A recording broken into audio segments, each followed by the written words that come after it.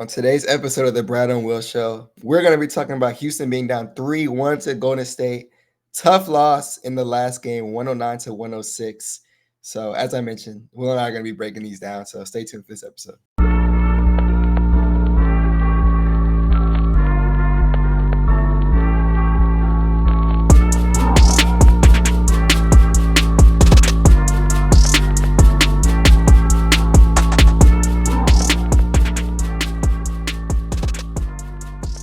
All right, and welcome back to the episode of the Bradeaux and Will Show. We got another episode for y'all today. I wish it was under some better circumstances for us, but the Houston Rockets are down 3-1 to the Golden State Warriors. And I commend everybody out there who is still fighting the fight, holding it down, hoping that the Rockets are going to pull the series out. I looked it up this morning. Only 13 teams have come back down from 3-1 in NBA history. Typically, going down 3-1 is kind of the nail in the coffin. So I'm gonna be real. I think the series is over with, fellas. Shout out to people out there who still believe we still have a fight in us, but I think that was a do or die game that we did not win there. But there are some so obviously some negatives to talk about, but there's also a lot of positives to talk about moving forward. What this means for the Houston Rockets. So hopefully we got a good episodes coming up. But Brad, what you think about that game, man? What everyone thought, man.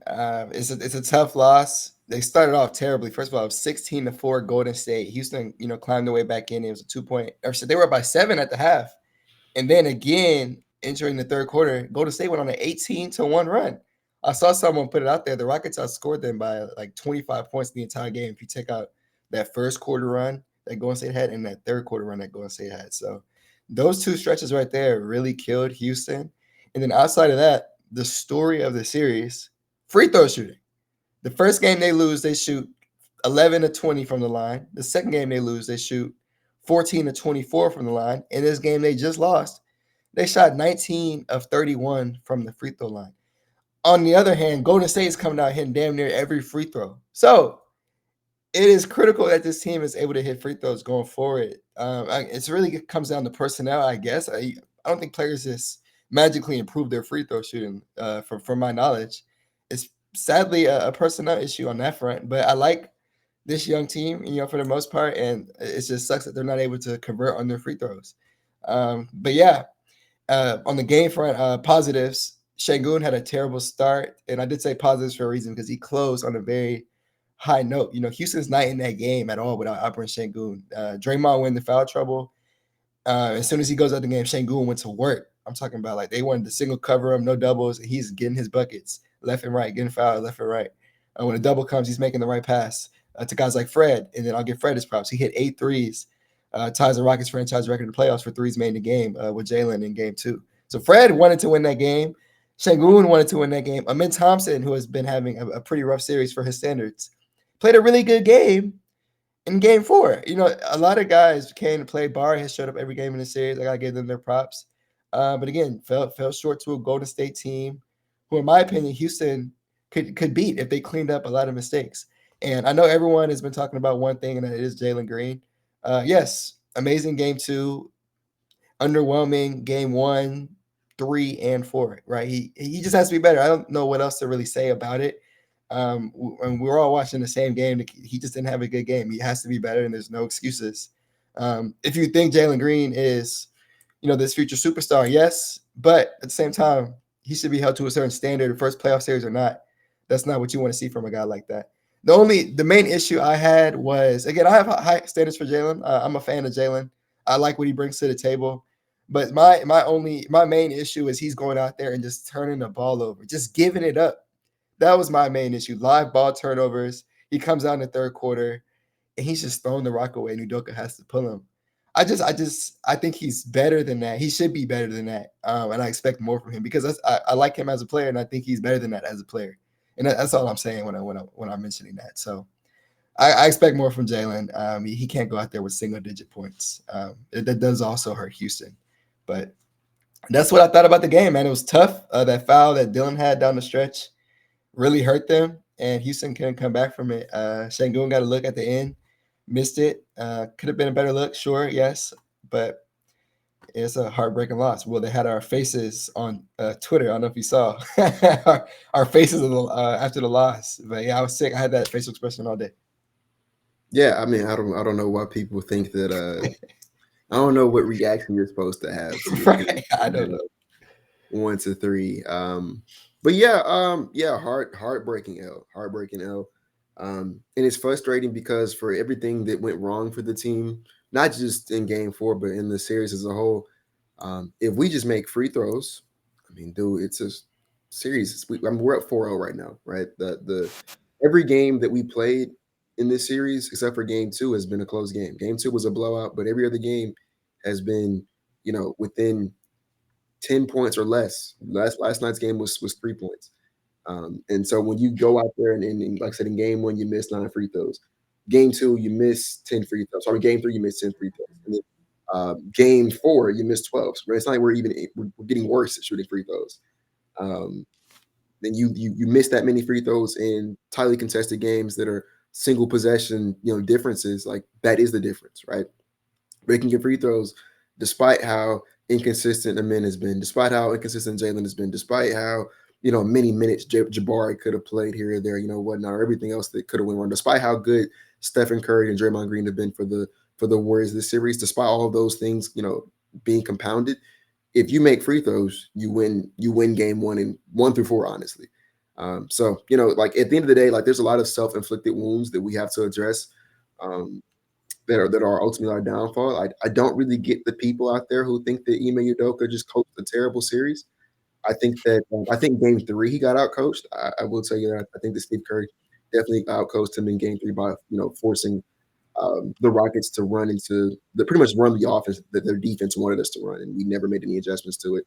And so I do think game 3 we got out coached, but 1, 2, and 4 I don't look at those games and say that's Ime's fault. And I don't think Ime can go out there and make guys make open threes. He can't go out there and make guys, um, Hit free throws. it's like, yeah, are there things that we could do better offensively from a schematic standpoint? Absolutely. But at the end of the day, man, like if a team is shooting this poorly from the free throw line, you're not going to win playoff games. Like those are free points that you're leaving on the table every single night. And that's like, I'm sorry, Ime Udoka can't go out there and shoot the free throws for us. He can't make guys make free throws. Um, I kind of echoed some of Brad's sentiment on Jalen Green. Like, I think that kind of is like the elephant in the room right now. Disappointing game to kind of follow up another disappointing, or not another disappointing series, but to follow up a disappointing series. He has to be better. That's really all there is to it. There's not really much to be said about that. I'm gonna let the front office handle all the front office sides on that, but gotta be better, man. Great players, have to be held to high standards.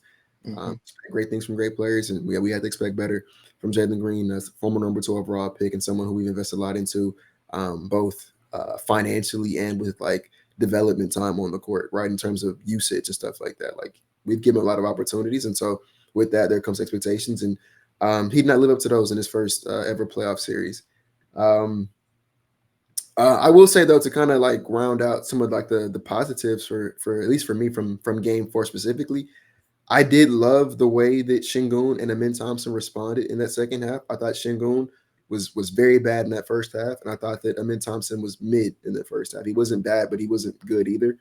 I think both of them finished the game in the good category, right? And like I know that neither of their box scores are like particularly crazy. Like Şengün specifically, I believe had like a 48 true shooting. That sounds about right because he shot 12 of 28 from the floor, which sounds nasty, but he finished on a high note. Yeah, I would say he had a 48 true shooting, and that sounds nasty, but the context there is that he played 22 of the 24 minutes in the second half. He only sat down when it came time for defensive subs. So, like for the most part, he played the entirety of the second half, and he was our only offense in the second half outside of Amin Thompson, who same thing there. Like I said, he turned it up in the second half.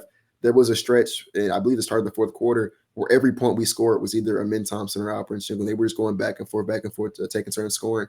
And for me as a fan, I didn't go into the postseason expecting to win a championship or for everybody to play, like superstars in the first ever playoff series.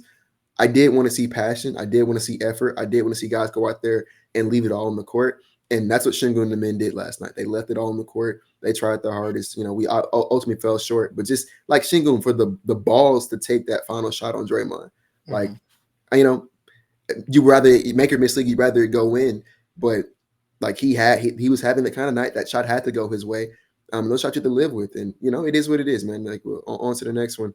I want to give a special praise to Jabari Smith Jr. as well. He's the unsung hero of the series, in my personal opinion. Mhm. Um, as someone who said, like I said, I don't think Ime Udoka necessarily coached a bad series. I think one area where he did drop the ball was not having Jabari Smith Jr. play more than he did this series. I don't know exactly how many minutes he's averaged, but I would like to imagine it's somewhere in like the 23, 24 minute per game range in this series. And I think he's played way too good to only play that many minutes. When I talked to a lot of Warriors fans as a virtue of us playing them this series, and a consistent theme in all the spaces that I go to where it has Warriors fans, they always ask me, why doesn't Jabari play more? And my answer is always, I don't know, because he's played really, really well this series, better than a lot of the guys on starting five. I'll tell you that much. And so the fact that he did not receive more minutes, I think that is one area where Ime, who I think coached an okay series, kind of did drop the ball, was not letting Jabari Smith Jr. play more. Because I thought he was amazing on all four games that we played so Mhm. far. On both ends of the court, right? I never had to question his energy. I never had to question his passion. I never had to question if he was scared of the moment. He Mhm. was there from the jump. Mhm. Um, Fred, I'll give credit.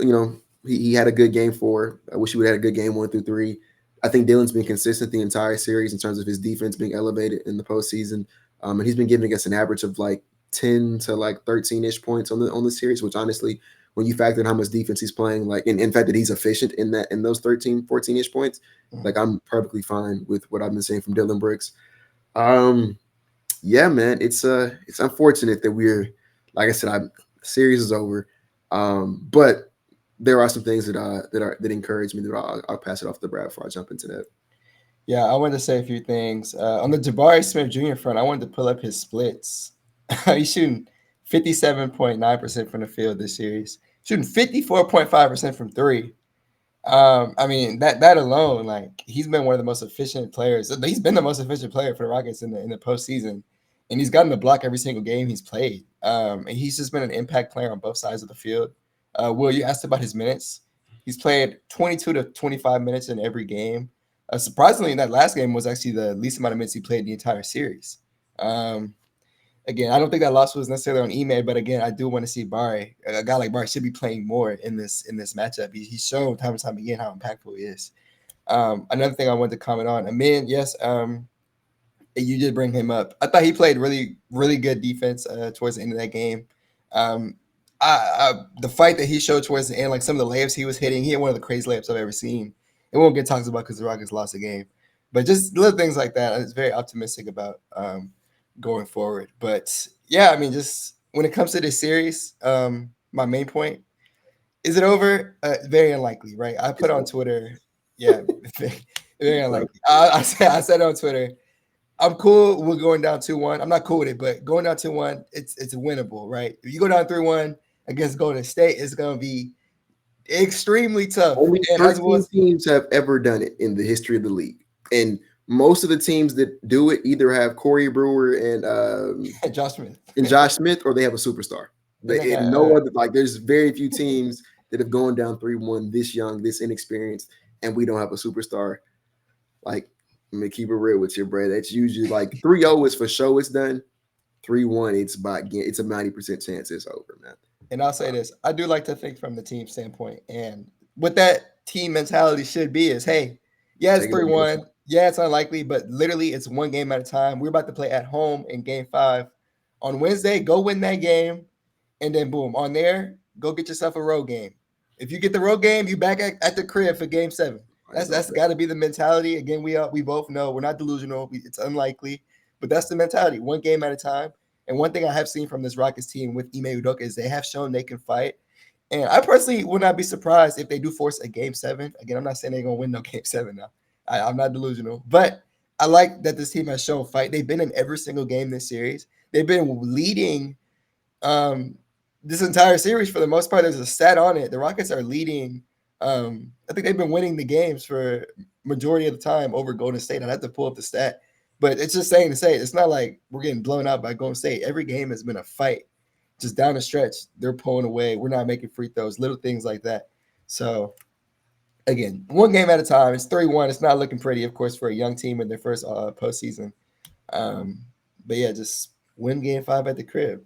You got nothing to lose. Go out there and win. But outside of that, I want to see what Will had to say, and I'll chime in on what he has. Yeah, I'll say one quick thing, and then I'll kind of get to my last point. Uh, If you're looking for the podcast that's going to be up here dogging Jalen Green, go ahead and I just gained nothing from dogging that young man on a public platform. yeah. So won't be doing that here. But don't make no mistake, we're not saying he played well this series. He did not. Um, and then the last thing I want to say is, and I know a lot of people don't really want to hear it right now because, I mean, we haven't lost a series yet, but in my mind, it's, I mean, like I said, it's very unlikely that we come back down 3-1. Um, Everybody don't want to hear it because we just lost, and trust me, I was very mad when we lost last night.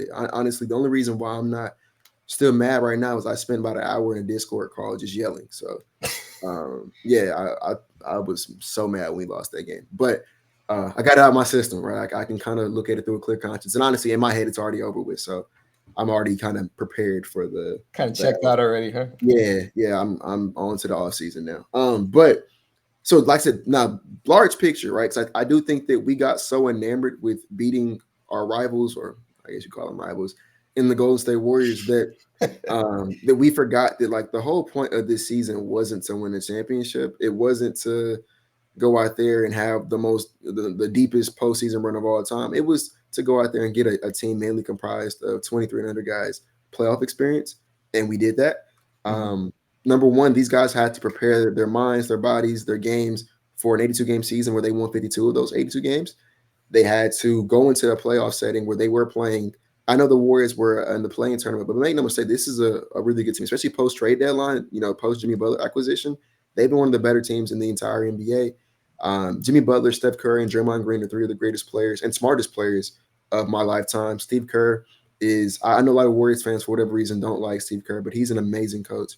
So if there was ever a series that would challenge these young guys, it would be that one. And I do like the idea of throwing our guys into the fire and having them be challenged and tested the way that Steve Kerr and the Warriors tested us this series.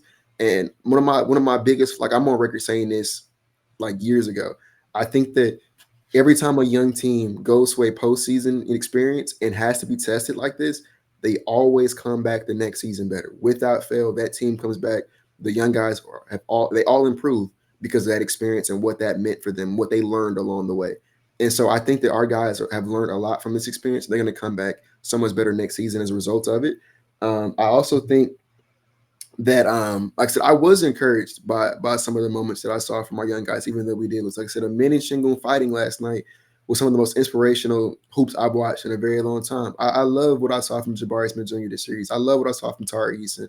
There was a lot of good moments for a lot of these young guys on this team that, even though it was not everybody's best series and like I said, we're probably going to go on to lose, I can still take positives away from it and say, like, I saw growth here. I saw a characteristic of you that I didn't know I wasn't going to see until we got to the postseason. For example, Shingun's defense translating. I know he's not going to be a liability on defense in the playoffs now because he held up.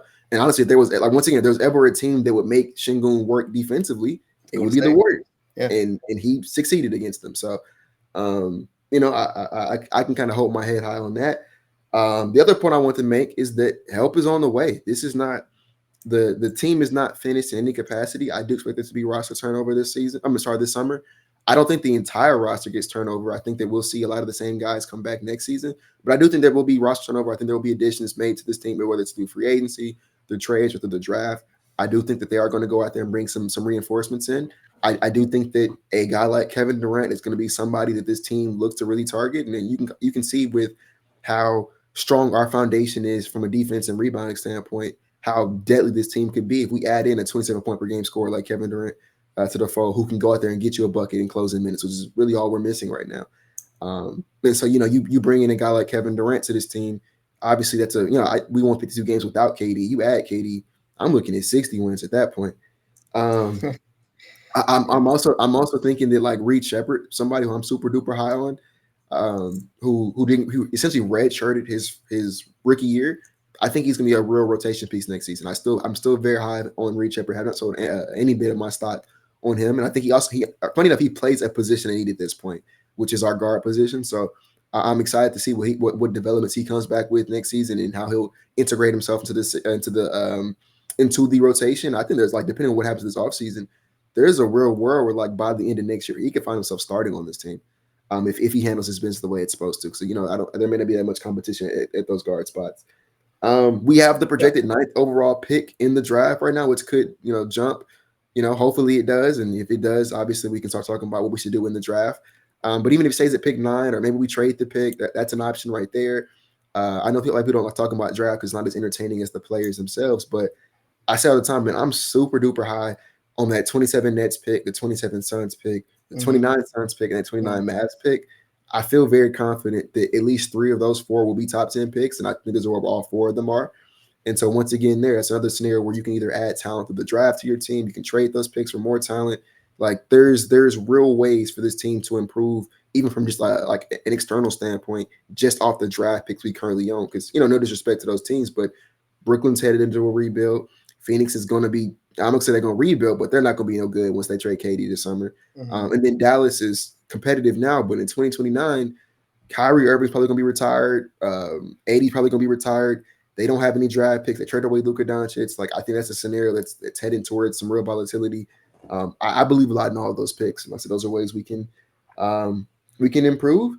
And then the last thing, like I said, is just the foundation we have, man. Like the fact that, like I said, our defense and rebounding is there every single night. Win or lose, no matter who has a good game offensively, every single night we're competing on the defensive end. Every single night we're grabbing rebounds. And that's like that foundation, like I said, bro, if we introduce just any semblance of figuring out how to play offense, I mean, man, you start looking at this team and saying, look how competitive they were. Look how many games they won. And they did that without even knowing how to play offense. We did that pretty much on one side of the ball. Imagine what happens when they figure out the other side of the ball. So you can start really seeing ways for this team to really be scary down the line.